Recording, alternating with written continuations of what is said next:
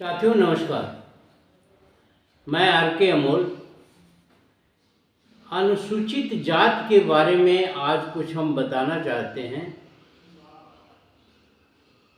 जिसका संज्ञान भी चाहेंगे। 1931 में श्री मीजे एच हटन जनगणना आयुक्त थे। संपूर्ण भारत में अछूत जातियों की गणना करवाई गई उनके द्वारा, जिसमें कुल 1108 जातियां पाई गई तथा इन्हें हिंदू धर्म से बाहर बताया गया। इन्हें बहिष्कृत जात बताया गया। इन्हें हिंदू धर्म से बाहर और बहिष्कृत जात बताया गया। तत्कालीन प्रधानमंत्री रैमसे मैकडोनाल्ड ने हिंदू, मुसलमान, सिख एवं एंग्लो इंडियन की बहिष्कृत जाति को भी अन्य जातियों की एक जाति माना गया और अलग से इसकी सूची तैयार कराई गई, जिसे अनुसूचित जाति सूची कहते हैं या शेड्यूल्ड कास्ट सूची कहते हैं। 1935 में अनुसूचित अध्यादेश के अनुसार कुछ सुविधाएं दी गई और 1936 में अनुसूचित जाति अध्यादेश में थोड़ा बदलाव करके आरक्षण का प्राविधान किया गया, जिसके अंतर्गत ही 1950 में आरक्षण लागू किया गया और अनुसूचित जाति को संविधान में पहचान दिया गया। संविधान में पहचान दिए जाने को ही अनुसूचित किया जाना कहते हैं। इस प्रकार अनुसूचित जाति और अनुसूचित जनजाति दोनों के बारे में बाद में कार्रवाई की गई और जनसंख्या के आधार पर अनुसूचित जाति को 15% और अनुसूचित जनजाति को 7% आरक्षण, कुल 22% आरक्षण दिया गया।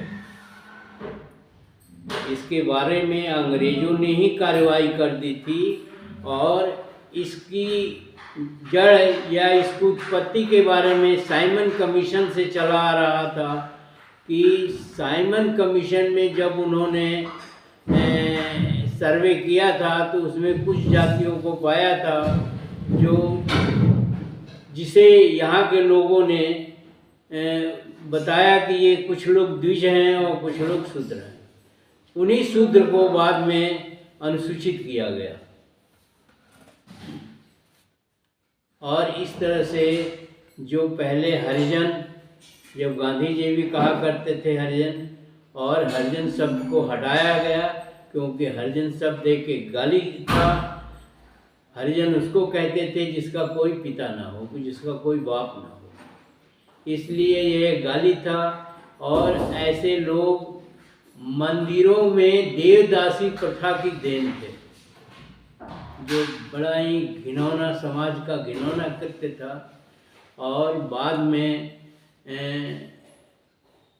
उसे समाप्त किया अंग्रेजों ने और समाप्त करके इसको किया। इस पर अनेक कुरीतियाँ जो है अंग्रेजों ने समाप्त किया, अनेक सुधार किए और अनेक जो है समाज कल्याण का काम किया अंग्रेजों ने, जो आज की सरकारें नहीं कर रही हैं। ये एक दुख का विषय है, एक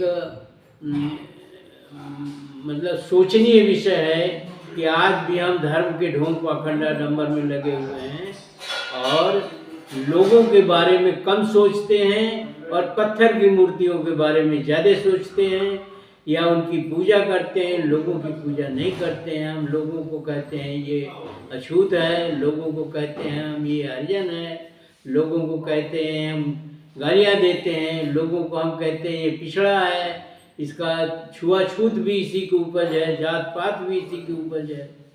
तो इस प्रकार ये समाज जो है एक तरह से पूरी तरह से अनुपयुक्त हो गया मानव के हिसाब से। मानव समाज नहीं रह गया, बल्कि ढोंग पाखंड आडंबर का समाज बन गया और आज भी है। और आज की स्थिति में, आज के दिनों में ये और भी बढ़ता जा रहा है। जो एक सोचनीय विषय है और जिसके बारे में सभी को सोचना चाहिए कि ये धर्म से ढोंग पाखंड आडंबर समाप्त किया जाए। और अगर अब आप कसम कस कमर कस लेंगे और लोग बाग सन्निध हो जाएंगे कि इस ढोंग पाखंड आडंबर को समाप्त किया जाए